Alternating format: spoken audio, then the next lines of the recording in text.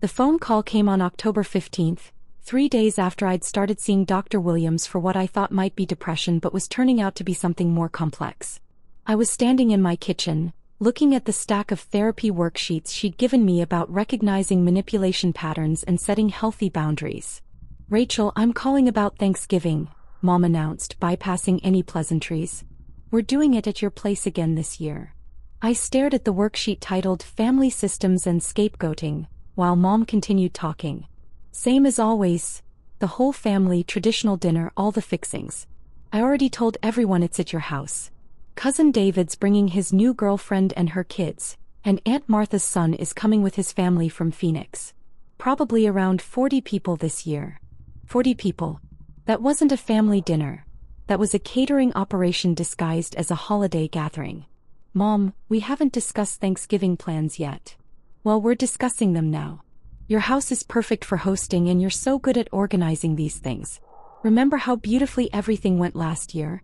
Everyone still talks about that cranberry sauce recipe you found last year when I'd spent 3 days cooking, 2 weeks planning, and $800 of my own money on groceries. When I'd been so exhausted by dinner time that I barely ate anything myself. When relatives complimented the food while I washed dishes alone in the kitchen, missing the football game and family conversations happening in my own living room. Have you considered rotating the hosting duties? Or maybe using the community center? Don't be silly. Nobody else has the space or the skills you have. Besides, I already bought the turkey, a 25-pounder. I'll drop it off next week along with my grocery list for the sides." Her grocery list. For my kitchen. Using my labor. The decision had been made without consulting me, and my consent was assumed rather than requested. After she hung up, I returned to the therapy worksheets scattered across my counter. One exercise asked me to identify situations where I felt my boundaries were being violated. This Thanksgiving conversation would definitely qualify for the list I was supposed to compile. That evening, I called my sister Jenny to gauge whether I was overreacting. "Did you know Mom assigned me to host Thanksgiving again?" "Oh yeah, she mentioned that. 40 people this year, right? That's going to be intense. Good thing you're so organized. Did she ask you to co-host? Or offer to rotate?" "Me? God no. My apartment barely fits 8 people and you know I'm terrible at cooking. Besides, you're so much better at this stuff than any of us." "Better at what exactly? Cooking? Cleaning? Spending my own money on other people's meals?" There was a pause. "Rachel, are you okay? You sound kind of bitter about something that's always been your thing." Bitter. That was the word everyone used when women stopped accepting unreasonable demands gracefully. Your thing, as if I'd consciously chosen to become the family's unpaid caterer. I'm just questioning whether hosting 40 people is really my thing, or if it's something that got assigned to me. "But you volunteer for these hosting duties. Mom said you've always loved doing Thanksgiving." After I hung up, I felt more confused than before.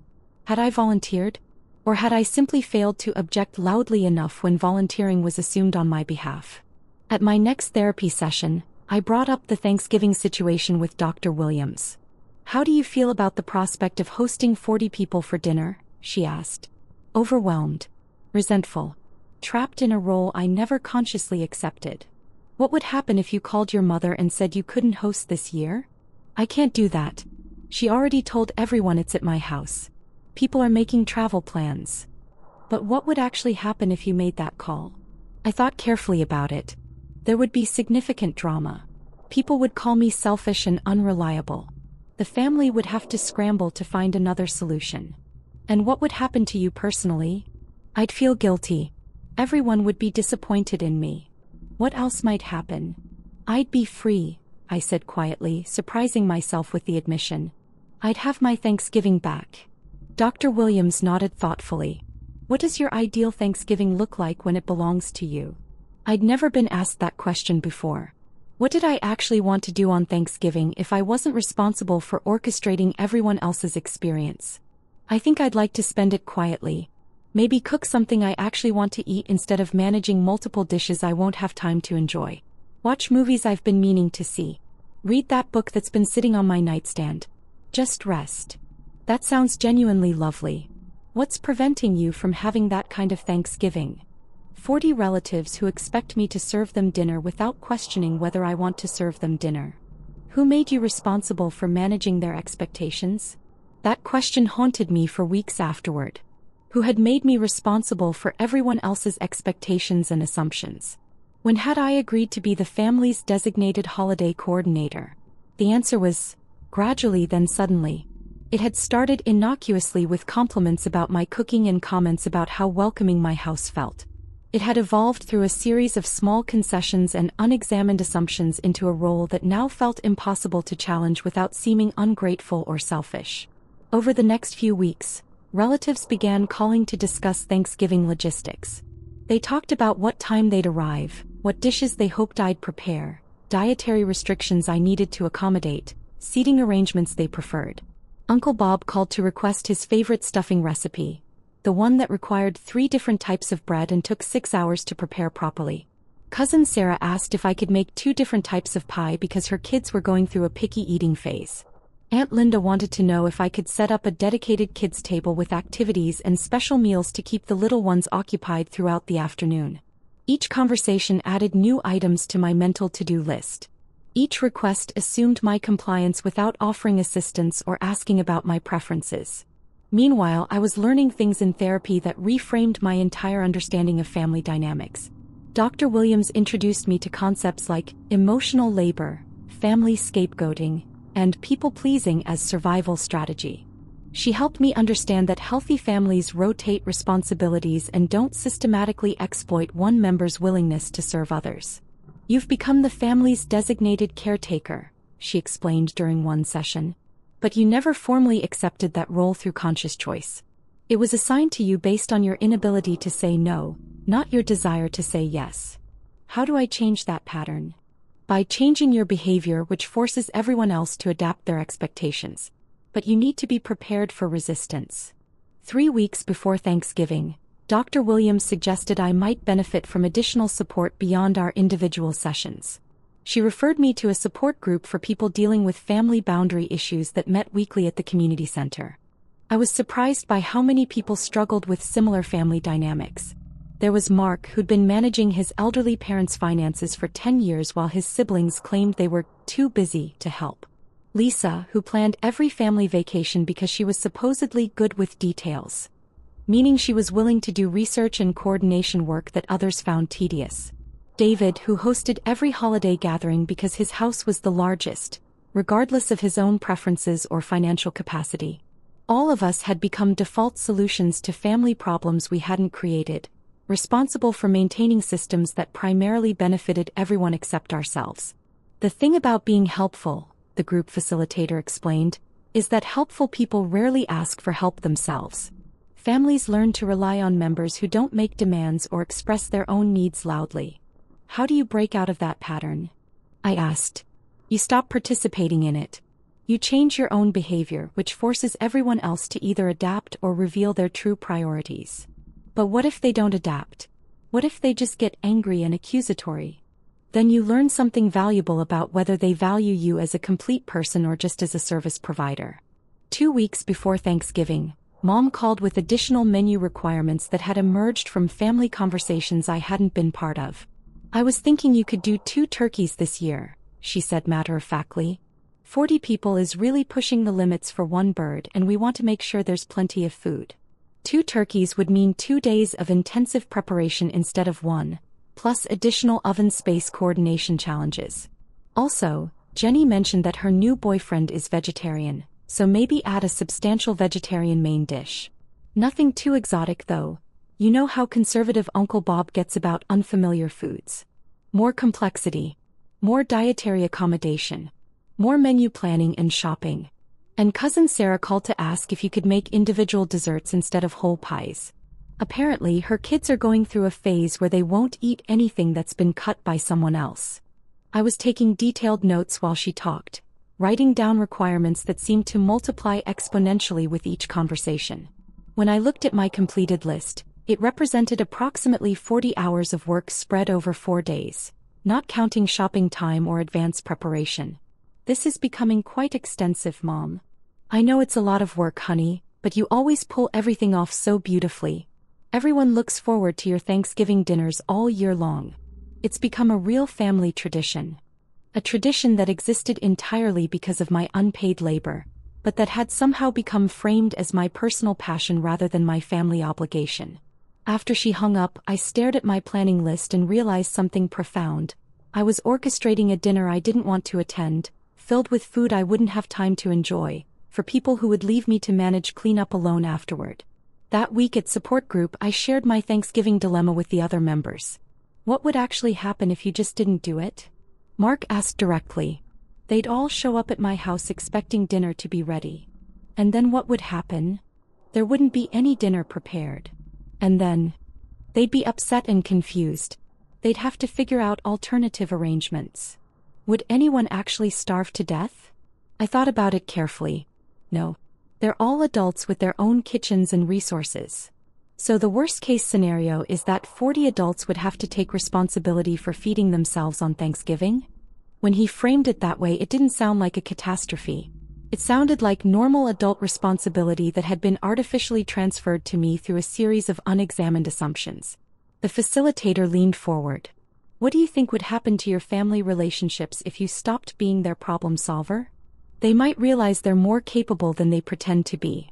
Or they might realize they've been taking advantage of me. What's the worst thing that could happen? They could reject me for not being useful anymore. And if they did that, what would you learn about those relationships? That they were based on exploitation rather than genuine affection. The week before Thanksgiving, I made a decision that felt both terrifying and liberating. I went grocery shopping like I always did. But this time I bought ingredients for a meal designed for one person. A small Cornish hen instead of turkeys. A single sweet potato. Ingredients for one serving of stuffing and one small portion of green bean casserole. I also registered for the special Thanksgiving session our support group was hosting, Surviving Family Holidays. A workshop specifically designed for people struggling with boundary issues during holiday seasons. Tuesday before Thanksgiving, relatives started calling with their expected arrival times and final requests. We'll be there around noon, Uncle Bob announced confidently. I'm hoping to catch some of the football pregame coverage before dinner gets started. See you at 1 o'clock sharp, Cousin Sarah texted. The kids are so excited for your famous mac and cheese. Can't wait for Thursday, Jenny called to say enthusiastically. I'm bringing my new boyfriend. Fair warning, he's a big guy who eats quite a lot. Wednesday evening, I methodically put my modest grocery purchases away in my refrigerator. One small hen. One sweet potato. Ingredients for single-serving side dishes that I would actually have time to enjoy eating. Then I sat down and wrote a letter that I planned to tape to my front door Thursday morning. Dear family, after much reflection, I've realized that I never actually agreed to host Thanksgiving this year. That decision was made for me, not by me, without consulting my preferences or capacity. I understand this creates an inconvenience, but I hope you can work together to find a solution that doesn't rely on one person's unpaid labor. I'm spending today focusing on my own mental health and learning about healthy family boundaries. I hope you all find a way to have a wonderful Thanksgiving together. Love, Rachel. Thursday morning, I woke up naturally without an alarm for the first time in weeks. Number 5 a.m. turkey prep schedule. No frantic house cleaning. No last-minute grocery store runs for forgotten ingredients. I made coffee slowly and deliberately, sitting in my kitchen looking out the window at the quiet morning street. The silence felt peaceful rather than empty. At 9:30 a.m., I taped the letter securely to my front door and drove to the community center for the Surviving Family Holidays workshop. The session turned out to be exactly what I needed. 15 people sharing strategies for maintaining emotional equilibrium during family dysfunction periods. We discussed guilt, obligation, manipulation tactics, and the crucial difference between being genuinely helpful and being systematically exploited. How many of you are feeling guilty about setting boundaries today? The workshop facilitator asked. All 15 hands went up immediately. How many of you also feel relief about not being responsible for managing other people's emotions today? All 15 hands remained up. That contradiction, guilt and relief existing simultaneously, is completely normal when you're breaking dysfunctional family patterns. At 11 a.m., my phone started ringing insistently. I'd turned off all notifications but could see calls lighting up the screen. Uncle Bob. Jenny. Cousin Sarah. Aunt Linda. I turned the phone off completely and focused on the workshop discussion. We spent the next hour practicing phrases for setting boundaries with family members without being cruel or unnecessarily confrontational. I'm not available for that responsibility. That arrangement doesn't work for me. I need you to make alternative plans. I won't be participating in that dynamic anymore. At 1 p.m., during what would normally be my most frantic dinner preparation period, I was learning about the psychological concept of differentiation. The ability to maintain your own identity and preferences within family systems that pressure you to conform. At 3 p.m., when 40 relatives would typically be arriving at my house expecting a fully prepared feast, I was participating in a group discussion about why women are disproportionately expected to manage family emotional labor and social coordination. At 6 p.m., when I would usually be serving dinner that I'd barely had time to taste myself, I was driving home feeling lighter and more centered than I had felt in years. When I arrived home, I found 17 voicemail messages, 43 text messages, and several relatives' cars still parked in front of my house, though the occupants had apparently given up and left. I listened to the messages while preparing my quiet Thanksgiving dinner for one. The responses followed a predictable emotional progression. First confusion, then anger, then panic, then guilt-tripping, finally resignation. Rachel, there's a note on your door, but it doesn't make any sense. Call me back immediately. This is incredibly selfish and irresponsible. 40 people were counting on you. We're all standing in your driveway with nowhere to go. Where are you? How could you do this to the family? Especially to Mom? We had to scramble to find restaurants open on Thanksgiving. Do you know how difficult and expensive that is? Uncle Bob is having chest pains from the stress. I hope whatever point you were trying to make was worth causing this chaos. The final message was from my sister Jenny, her voice a mixture of hurt and bewilderment. I don't understand what's happening with you lately, but this was really extreme. Everyone's talking about how embarrassing today was. I hope whatever you're going through was worth humiliating the entire family. I listened to all the messages while savoring my perfectly prepared Thanksgiving dinner for one. A beautifully roasted Cornish hen with crispy skin. Honey-glazed sweet potato with just the right amount of cinnamon. Small batch of sage stuffing that was seasoned exactly to my preferences. It was the most delicious Thanksgiving meal I'd ever eaten, partly because I was actually hungry enough to enjoy it, and partly because every bite represented a choice I had made for myself. That evening, after I'd enjoyed my meal and cleaned up my modest mess, I sent a carefully crafted group text to the family. I understand that today created confusion and inconvenience, and I sincerely apologize for any stress that caused. However, I'm not sorry for prioritizing my own mental health and well-being. Going forward, I'd like our family gatherings to be planned collaboratively, with responsibilities shared among multiple people rather than assigned to one person by default. I'm absolutely open to hosting smaller gatherings that I actually agree to host and that fit within my capacity. The responses to my message varied dramatically. Some relatives sent angry, accusatory replies questioning my mental stability and family loyalty. Others responded with confusion but apparent willingness to try understanding my perspective. A few surprised me with unexpected support. My cousin Mark texted privately, "I've been watching you burn yourself out for the family for years. I'm glad you finally decided to put yourself first. It was overdue." Aunt Linda called the next day to offer an apology. "I never really thought about how much work those dinners were for you. I guess I assumed you enjoyed doing all that cooking and organizing. I'm sorry we took your efforts for granted." Even my mom, after several days of cooling off and processing, eventually admitted that the family had gotten too comfortable taking my labor for granted. "We ended up finding a restaurant that could accommodate most of us," she said during a phone call the following week. "It was actually quite nice not having to worry about cooking and cleanup logistics. Maybe we should have explored that option years ago instead of assuming you'd always handle everything." The following week at support group, I shared what had happened and how I was processing the aftermath. "How do you feel about your decision now?" the facilitator asked. "Relieved. Free. Still dealing with some guilt, but mostly proud of myself for finally choosing my own well-being." "What did you learn from the experience?" "That the sky doesn't actually fall when I say no to unreasonable demands. That my family is more capable of solving their own problems than I thought. And that I was enabling their learned helplessness by always swooping in to fix everything." "What surprised you most?" How quickly some people were able to adapt once they realized they had to. And how much energy I have available for my own life when I'm not constantly managing other people's needs. 6 months later, family dynamics had shifted in ways I hadn't expected. Holiday hosting began rotating between different relatives' homes. When I did volunteer to host gatherings, they were smaller, more manageable events where other people contributed meaningfully to planning and execution. The biggest change was that family members started asking instead of assuming. Would you be interested in hosting Easter for about 12 people? Instead of Easter dinner is at your house. Could you help with some of the planning if we host Christmas? Instead of you're in charge of coordinating Christmas. And I started saying no sometimes. Not out of spite or revenge, but out of genuine self-preservation and respect for my own limits.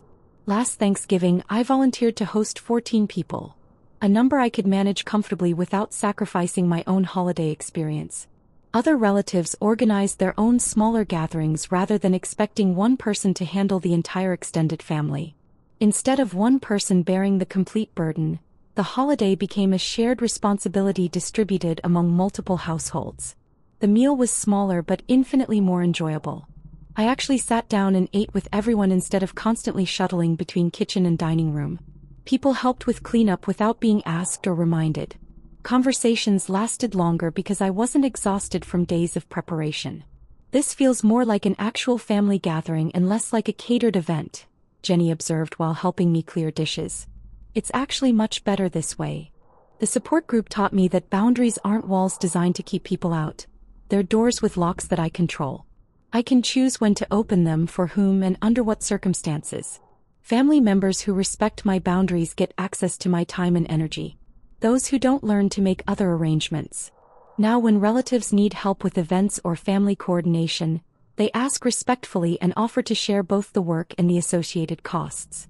The expectation that I'll automatically sacrifice my own plans for everyone else's convenience has been replaced with genuine consideration for my preferences and capacity.